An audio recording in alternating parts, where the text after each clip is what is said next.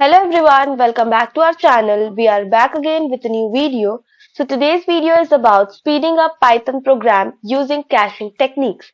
Caching means storing the result of an expensive operation so it does not have to be computed again. It is very much useful when the same function is called repeatedly, computation is slow, input-output mapping is deterministic. So Python provides caching via function tools. So let's understand this with some examples. So the first example is basic cache.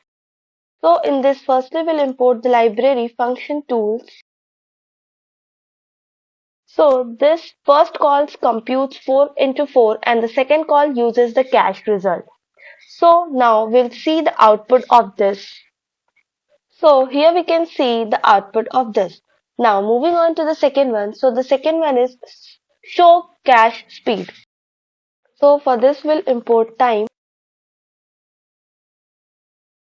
So in this example, the first call waits 1 second and the second call is instant because it's cached.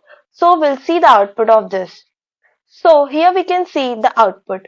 Now moving on to the next one. So the next one is Fibonacci cache. So for this, let's import the library. So here, caching avoids recomputing the same Fibonacci values repeatedly. So let's see the output of this. So here we can see the output of this. Now moving on to the next one. So the next one is limit cache size. So for this we'll import the library.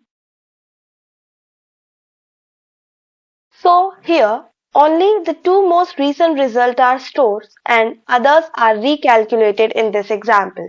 So let's see the output of this. So here we can see the output. Now moving on to the next one. So the next one is clear cache. So here this deletes all cached values so future calls recompute the result. Now let's see the output of this. So here we can see the output. Now moving on to the next one. So the next one is cache string processing. So for this we'll import the library. So here this string conversion is cached to avoid repeating the same operations again and again. So now we'll see the output of this. So here we can see the output.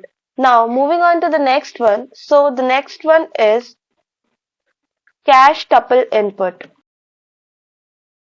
So here the sum is cached so repeated calls are faster. So let's see the output of this.